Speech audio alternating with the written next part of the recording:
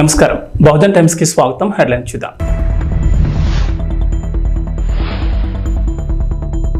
కేంద్రం నుంచి అమరావతికి మరో గుడ్ న్యూస్. ఇతర రాష్ట్రాలతో అనుసంధానించే రహదారుల ప్రాజెక్టులకు గ్రీన్ సిగ్నల్.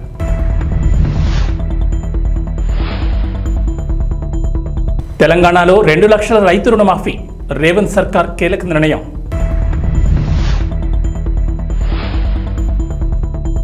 పేదల ఇంటి నిర్మాణానికి 5 లక్షలు.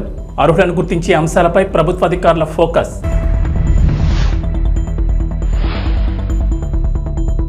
ఏపీ తెలంగాణకు రెయిన్ అలర్ట్. పలు జిల్లాల్లో భారీ వర్షాలు, ఎల్లో అలర్ట్ జారీ.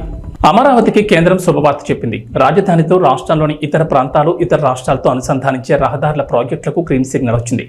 ఈ మేరకు కేంద్రం ప్రాథమికంగా ఆమోదం తెలపగా ఈ ప్రాజెక్టులో 189 కిలోమీటర్ల పొడవైన అమరావతి ఔటర్ రింగ్ రోడ్ సహా కీలకమైనవి ఉన్నాయి. ఈ ఓఆర్ఆర్కు 2014-19 మధ్య టీడీపీ ప్రభుత్వం చేపట్టింది. కానీ ఆ తర్వాత జగన్ ప్రభుత్వం అధికారంలోకి వచ్చిన తర్వాత అడుగులు ముందుకు పడలేదు. కూటమి ప్రభుత్వం అధికారంలోకి రావడంతో చంద్రబాబు ఢిల్లీ పర్యటనలో కేంద్రం దగ్గర మళ్లీ ఈ ప్రాజెక్టుని ప్రస్తావించారు. ఈ ప్రాజెక్టులకు ప్రాథమికంగా కేంద్రం ఆమోదం తెలియచేయగా కేంద్ర రవాణా, జాతీయ రహదారుల మంత్రిత్వ శాఖకు చెందిన స్టాండింగ్ ఫైనాన్షియల్ కమిటీతో పాటు పీఎంఓ ఆమోదం పొందాక ఆచరణలోకి రానున్నాయి. ప్రాథమికంగా ఆమోదం తెలిపిన వాటిలో ఎక్కువగా గ్రీన్ఫీల్డ్ హైవేలు, ఎక్స్ప్రెస్ వేలు ఉన్నాయి. ఈ ప్రాజెక్టులు పూర్తయితే అమరావతికి మిగతా ప్రాంతాలతో కనెక్టివిటీ పెరుగుతోంది. ఈ అమరావతి ఓఆర్ఆర్ భూసేకరణతో పాటుగా నిర్మాణ వ్యయానికి 20 నుంచి 25 వేల కోట్ల వ్యయం అవుతుందని కేంద్రమే భరించేందుకు ముందుకొచ్చినట్లు తెలుస్తోంది. రైతులకు 2 లక్షల వరకు రుణమాఫీ చేస్తామని రేవంత్ ప్రభుత్వం హామీ ఇచ్చిన సంగతి తెలిసిందే. పార్లమెంట్ ఎన్నికల కోడ్ నేపథ్యంలో పథకం అమలు ఆలస్యం కాగా ఆగస్టు 15 లోపు ప్రతి రైతును రుణ విముక్తులను చేస్తామని సీఎం రేవంత్ ఇటీవల ప్రకటించారు. ఈ నేపథ్యంలో రైతు రుణమాఫీ నిధుల సమీకరణపై ప్రభుత్వం కసరత్తు ప్రారంభించింది. 2 లక్షల రైతు రుణమాఫీతో పాటు రైతు భరోసా, రైతు బీమా పథకాలకు కూడా దాదాపు 40 వేల కోట్ల డబ్బులు జమ చేయాల్సి ఉంది.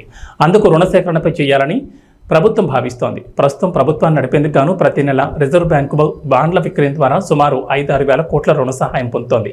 ఇప్పుడు రైతు సంక్షేమ పథకాలకు కూడా రిజర్వ్ బ్యాంకు నుంచి రుణాలు సమీకరించాలని ప్రభుత్వం యోచిస్తోంది. జూలై, ఆగస్టు నెలలో బాండ్ల విక్రయంపై దాదాపు 15 వేల కోట్ల నుంచి 18 వేల కోట్లు తీసుకునేందుకు రెడీ అయినట్లు తెలిసింది. ఇవే కాకుండా ప్రభుత్వ భూములను బ్యాంకుల్లో తాకట్టు పెట్టాలని భావిస్తోందట. టీజీఐఏసీ ద్వారా భూములను బ్యాంకుల్లో తాకట్టు పెట్టి 10,000 కోట్లు సమీకరించేందుకు ప్లాన్ చేస్తోంది. అయితే భూముల తాకట్టుపై త్వరలోని పూర్తి స్పష్టత రానుంది. తెలంగాణలో పేదల ఇంటి నిర్మాణానికి 5 లక్షల ఆర్థిక సహాయం అందిస్తామని ఎన్నికల ముందు కాంగ్రెస్ హామీ ఇచ్చిన సంగతి తెలిసిందే. ఇందిరమ్మ పథకం పేరుతో పేదలకు ఇంటి నిర్మాణానికి ఆర్థిక సహాయం అందించనున్నారు. సొంత జాగా ఉండి ఇళ్లు కట్టుకునే పేదలకు ఇందిరమ్మ ఇళ్ల పథకం కింద ఇళ్లు మంజూరు చేయనున్నారు. ఇక సొంత జాగా లేని వారికి ఇంటి స్థలంతో పాటు ఆర్థిక సహాయం 5 లక్షలు అందిస్తామని చెప్పారు. కాంగ్రెస్ అధికారంలోకి వచ్చిన తర్వాత ప్రజాపాలన పేరిట ప్రత్యేక కార్యక్రమం ఏర్పాటు చేసి అర్హుల నుంచి దరఖాస్తులు స్వీకరించారు. ప్రతి నియోజకవర్గానికి 3,500 ఇళ్ల చొప్పున ఏడాదికి 4.5 లక్షల ఇళ్లు మంజూరు చేయాలని ప్రభుత్వం టార్గెట్గా పెట్టుకుంది. ప్రజాపాలనలో 82.82 లక్షల మంది దరఖాస్తు చేసుకున్నారు. అయితే వీరిలో అర్హులను గుర్తించడం ప్రభుత్వానికి తలనొప్పిగా మారింది. పేదరికంలో ఉన్నవారికి ఇళ్లు కేటాయించాలని ప్రభుత్వం నిర్ణయం తీసుకున్న నేపథ్యంలో దరఖాస్తు ఇచ్చిన వారి ఆర్థిక స్తోమతను గుర్తించడం సవాలేనని అధికారులు తమ అభిప్రాయం వ్యక్తం చేస్తున్నారు. డబుల్ బెడ్రూమ్ ఇళ్ల మాదిరిగా కాకుండా అర్హులైన పేదవాడికి ఇల్లు మంజూరు చేయాలని మంత్రి పొంగులేటి శ్రీనివాసరెడ్డి ఇప్పటికే ఆదేశాలు జారీ చేశారు. ఈ నేపథ్యంలో అర్హులను గుర్తించే అంశాలపై ప్రభుత్వ అధికారులు ఫోకస్ పెట్టారు. ఆంధ్రప్రదేశ్ డిప్యూటీ సీఎం పవన్ కళ్యాణ్ ప్రస్తావించిన ఓ చెట్టు ఇప్పుడు ట్రెండ్ అవుతోంది. ఆ చెట్టు చాలా డేంజర్, వెంటనే తొలగించాలని పవన్ కళ్యాణ్ ఆదేశించారు. దీంతో అందరూ ఈ చెట్టు గురించే చర్చించుకుంటున్నారు. డిప్యూటీ సీఎం పవన్ కళ్యాణ్ కాకినాడ కలెక్టరేట్లో సమీక్ష చేశారు. ఈ సందర్భంగా స్థానిక కోనో కార్పస్ చెట్ల గురించి పవన్ దగ్గర ప్రస్తావించారు. అటవీశాఖ సమీక్షలో ఈ అంశంపై వివరించారు. ప్రజల ఆరోగ్యం దృష్ట్యా వాటిని వెంటనే తొలగించాలని పవన్ కళ్యాణ్ ఆదేశించారు. ఈ కోనో కార్పస్ చెట్లను గతంలో తన ఫామ్ హౌస్లో పెంచానని, అయితే వాటితో ప్రమాదం తెలిసి తొలగించారన్నారు పవన్ కళ్యాణ్. కాకినాడలో మొత్తం 4,602 కానో కార్పస్ చెట్లు ఉన్నట్లు గుర్తించారు. ఈ చెట్లను దశల వారీగా తొలగించాలని డిప్యూటీ సీఎం అధికారులకు సూచించారు. ఈ చెట్లను తొలగించి ప్రజల ఆరోగ్యానికి ఎలాంటి ఇబ్బందులు లేకుండా చూడాలన్నారు. పవన్ కళ్యాణ్ ఆదేశాలతో అధికారులు చెట్లను తొలగించేందుకు సిద్ధమయ్యారు. ఆంధ్రప్రదేశ్ ముఖ్యమంత్రి నారా చంద్రబాబు నాయుడుతో పాటుగా మంత్రులు నారా లోకేష్, పొంగూరు నారాయణ, కింజరపు అచ్చెన్నాయుడు, కొల్లు రవీంద్రతో పాటు టీడీపీ నేతలపై కేసుల్ని సీబీఐ, ఈడీలకు అప్పగించాలని ఏపీ హైకోర్టులో పిల్ దాఖలైంది. వీరితో పాటుగా ఎమ్మెల్యే చింతమనేని ప్రభాకర్, మాజీ మంత్రి దేవినేని ఉమామహేశ్వరరావు, వ్యాపారవేత్తలు లింగంనేని రమేష్, వేమూరు హరికృష్ణ ప్రసాద్తో పాటు పలు కంపెనీలపై నమోదు చేసిన కేసులను అప్పగించాలని కోరారు. చంద్రబాబుతో పాటు ఇతరులపై స్కిల్ డెవలప్మెంట్, మద్యం, AP fibre net, Amaravati assigned భూములు, ఇసుక, Amaravati inner ring road alignment సహా కేసులు నమోదయ్యాయని పిల్లో గుర్తు చేశారు. ఈ కేసుల్లో పోలీసులు నిష్పాక్షికంగా దర్యాప్తు చేసే పరిస్థితులు లేవని, నిష్పాక్షిక, పారదర్శక, వేగవంత దర్యాప్తు కోసం ఈ కేసుల్ని సిబిఐ, ఈడీలకు అప్పగించాలని సీనియర్ జర్నలిస్ట్ బాలగంగాధర్ తిలక్ ఈ పిల్ దాఖలు చేశారు. హైదరాబాద్ లోని కుమారి ఆంటీని బాలీవుడ్ నటుడు సోనూ సూద్ కలిశారు. కుమారి ఆంటీతో సరదాగా కాసేపు మాట్లాడి సమయం గడిపారు.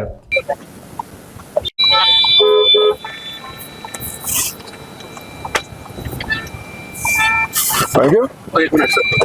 Okay, Harish.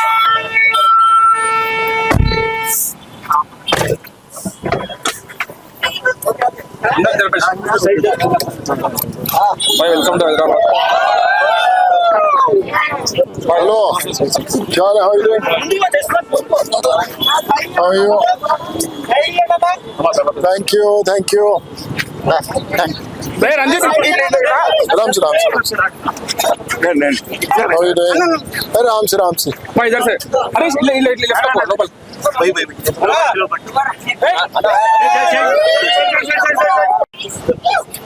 Ram se. Hello. How are you? अरे Ram se. How are you doing? कैसे हैं आप? All well. So nice to see you. Same here. So today I'm silence. So today please.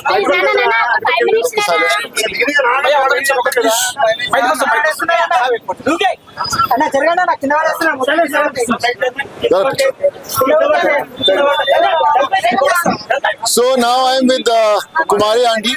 You know, we have heard a lot about her. She is a self-made lady. We talk about women empowerment. We talk about how everyone should work hard for the families. Kumari Aunty is the best example.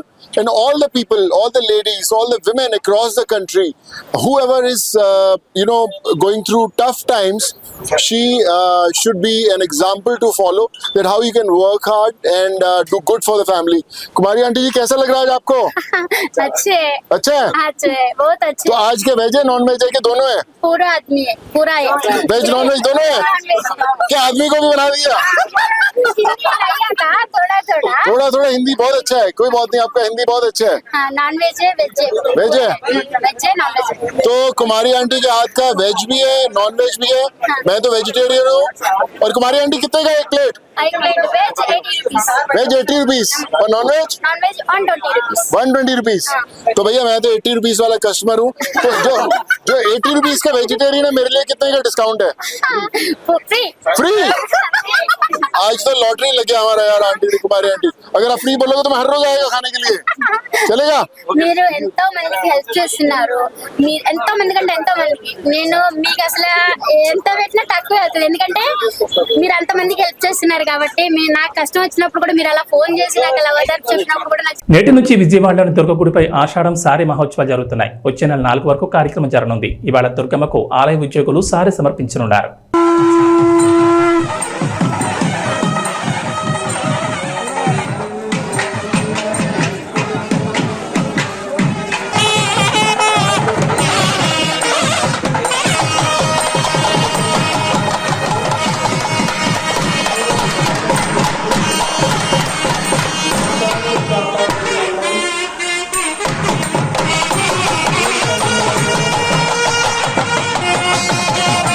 సత్యవేడలోని oh dealer షాప్లో ration బియ్యం కోసం వచ్చిన ప్రజలు బియ్యాన్ని చూసి shock అయ్యారు. Ration బియ్యంలో పురుగులు ఉన్నాయని చెప్పారు. ఓల్డ్ స్టాక్ను ప్రజలకు వినియోగిస్తున్నారంటున్నారు. పేద ప్రజలకు కడుపు కోతను మిగులుస్తున్నారంటున్నారు. దుకాణాల్లో డబ్బులు పెట్టి బియ్యం కొని తిని స్తోమత లేక ప్రభుత్వం ఇచ్చే రేషన్ బియ్యంతో కడుపు నింపుకునే పేద ప్రజలు కడుపులు కొడుతున్న వైనం అయితే ఇక్కడ కనిపిస్తోంది. రేషన్ బియ్యంలో పురుగులు ఉండడం, ఇలాంటి బియ్యం తినడం వల్ల ఆరోగ్యం దెబ్బతినడం ఖాయమంటున్నారు. రేషన్ డీలర్స్ తెలిపిన సమాచారం మేరకు 3 సంవత్సరాల ముందు అక్రమంగా రవాణా చేసిన బియ్యాన్ని ఆ గోడౌన్లో ఉంచడం వల్ల అందులో ఉన్న చీడపురుగులు కొత్త స్టాక్లో వస్తున్నాయని, ఆ పాత స్టాక్ను క్లియర్ చేస్తే తప్ప సమస్యకు పరిష్కారం ఉండదని రేషన్ డీలర్స్ సమాధానమిస్తున్నారు. అధికారుల నిర్లక్ష్యం వల్ల పేదలకు నష్టం జరుగుతోంది. రేషన్ డీలర్స్ల నిర్లక్ష్యమా లేదా అధికారుల నిర్లక్ష్యమా అన్నది గమనార్హం. ప్రభుత్వం మారినా పేద ప్రజల సమస్య అలానే ఉంది. ఖచ్చితంగా అధికారులు పేద ప్రజల సమస్యను దృష్టిలో పెట్టుకుని సమస్యను పరిష్కరించాలని ప్రజలు కోరుతున్నారు.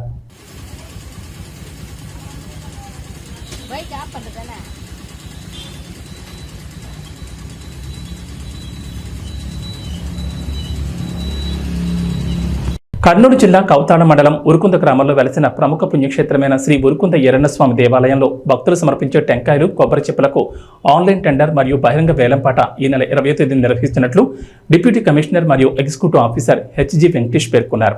ప్రతి సంవత్సరం శ్రావణమాస మహోత్సవాలు మరియు ఆ సంవత్సరమంతా ఉరుకుంద ఈరన్న స్వామికి భక్తులు సమర్పించే టెంకాయలు, కొబ్బరి చిప్పలను ఆన్లైన్ సీల్డ్ కవర్ బహిరంగ వేలంపాట నిర్వహిస్తున్నట్లు దేవస్థానం ఎగ్జిక్యూటివ్ ఆఫీసర్ తెలిపారు. ఈ కార్యక్రమంలో సిఐ ఎరిషావాలి, ఎస్ఐ నరేంద్ర కుమార్ రెడ్డి, దేవస్థానం సిబ్బంది పాల్గొన్నారు.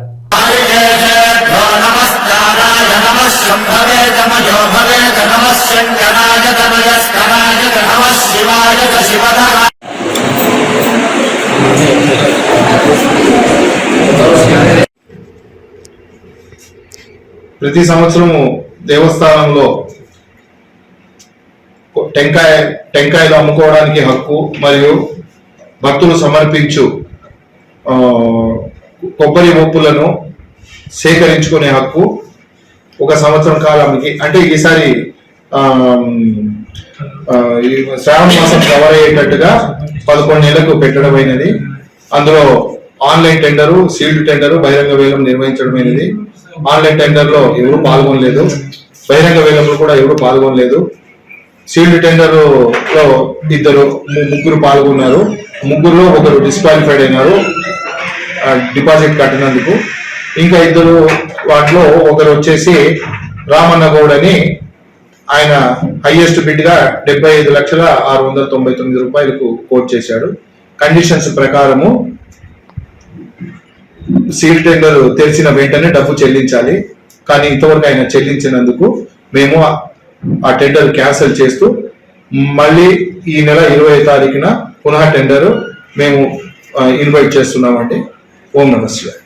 గజ్వేల్లో క్యాసారం రోడ్డు వద్ద ఇన్స్పెక్టర్ సైదా పోలీసులు సిబ్బందితో కలిసి విస్తృతంగా వాహనాలు తనిఖీ చేస్తూ డ్రంక్ అండ్ డ్రైవ్ టెస్టులు నిర్వహించారు. ఈ సందర్భంగా మాట్లాడుతూ మద్యం సేవించి వాహనాలు నడపొద్దని సూచించారు. వాహనదారులలో ప్రజలలో మార్పు వచ్చినప్పుడు మాత్రమే రోడ్డు ప్రమాదాలు తగ్గుతాయని తెలిపారు. రోజు రోజుకి వాహనాల రద్దీ పెరుగుతోందని దాన్ని దృష్టిలో ఉంచుకుని సేఫ్టీ సెక్యూరిటీగా డ్రైవింగ్ చేయాలని సూచించారు. రోడ్డు నిబంధనలు, ట్రాఫిక్ నిబంధనలు పాటించాలని సూచించారు. ట్రిపుల్ రైడింగ్ పై ప్రతిరోజు డ్రంక్ అండ్ డ్రైవ్ నిర్వహిస్తామని తెలిపారు. ఈ కార్యక్రమంలో గజ్వేల్ పోలీస్ సిబ్బంది తదితరులు పాల్గొన్నారు.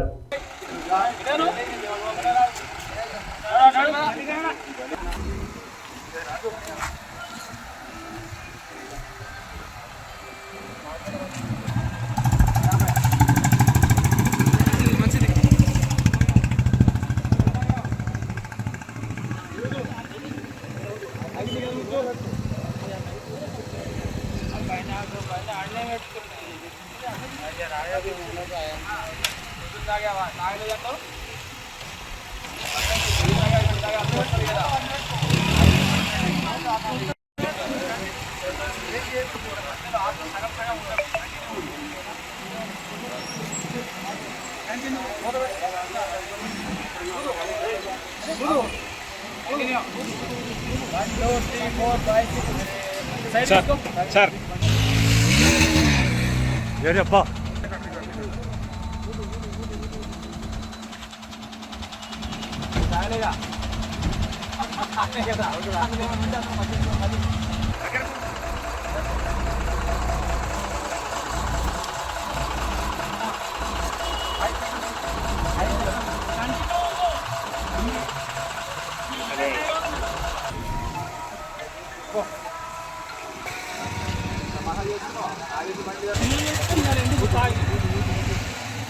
పిల్లలుండే తాగాలంటే లేకుండా ఉండవా?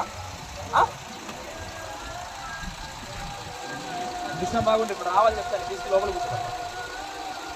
మెగాస్టార్ చిరంజీవి కెరీర్లోని విశ్వంభర అతిపెద్ద ప్రాజెక్ట్. ప్రస్తుతం షూటింగ్తో పాటు పోస్ట్ ప్రొడక్షన్ పనులు కూడా ఏకకాలంలో జరుగుతున్నాయి. బింబిసార డైరెక్టర్ వశిష్ఠ తెరకెక్కిస్తున్న ఈ చిత్రంలో త్రిషా కృష్ణన్ హీరోయిన్గా నటిస్తోంది. అలానే భారీ స్టార్ కాస్టింగ్ కూడా ఈ చిత్రంలో ఉంది. ఇక విఎఫ్ఎక్స్ భారీ యాక్షన్ సన్నివేశాలు ఈ చిత్రంలో మెయిన్ హైలైట్ అని ఇప్పటికే డైరెక్టర్ వశిష్ఠ చెప్పారు. ఇక తాజాగా ఈ మూవీ టీం మెగా అభిమానులకు ఓ గుడ్ న్యూస్ చెప్పబోతోంది. ఈ చిత్రానికి సంబంధించి ఓ చిన్న టీజర్ను త్వరలో రిలీజ్ చేయబోతున్నట్లుగా సమాచారం.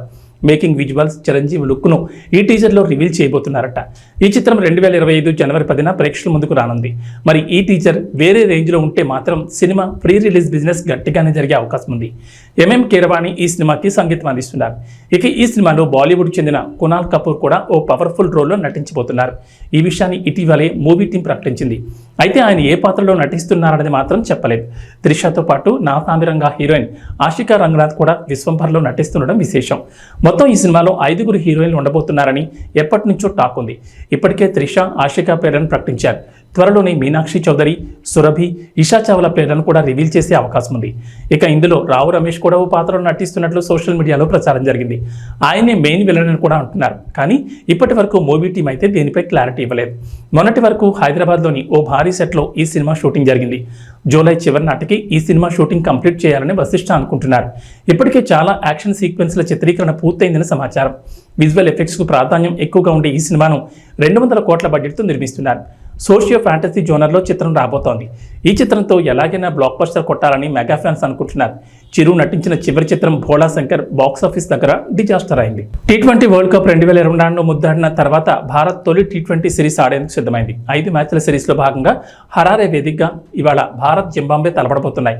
భారత్ కాలమానం ప్రకారం సాయంత్రం 4:30 ఈ మ్యాచ్ ప్రారంభం కానుంది.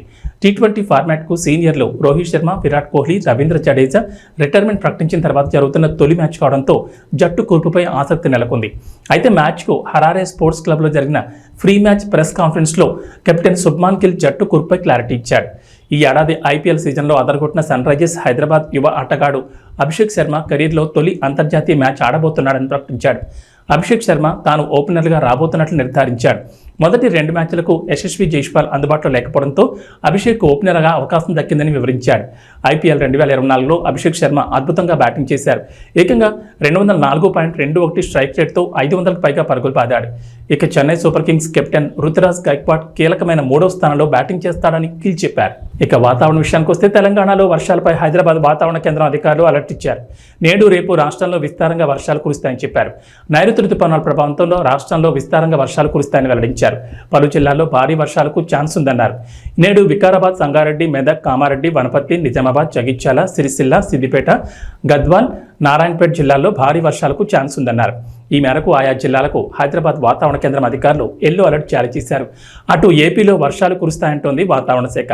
నైరుతి రుతుపవనాల సమయంలో రాష్ట్ర వ్యాప్తంగా ఎండలు మండిపోయాయి. వేడి వాతావరణంలో ప్రజలు ఇబ్బంది పడ్డారు. అయితే తూర్పు మధ్య బంగాళాఖాతంలో ఉపరితల ఆవర్తనం కొనసాగుతుండగా గుజరాత్, కర్ణాటక తీరాల వెంబడి ద్రోణి విస్తరించింది. ఈ ప్రభావంతో రాబోయే 3 రోజుల్లో ఉత్తర కోస్తాలోని కొన్ని జిల్లాల్లో భారీ వర్షాలు కురుస్తాయని వాతావరణ శాఖ అంచనా వేస్తోంది. రాయలసీమ, దక్షిణ కోస్తాలో కొన్ని ప్రాంతాల్లో తేలికపాటి నుంచి ఓ మోస్తరు వర్షాలకు అవకాశం ఉందంటున్నారు వాతావరణ శాఖ అధికారులు. ఏబీ బులెటిన్ విశేషాలు. నమస్కారం.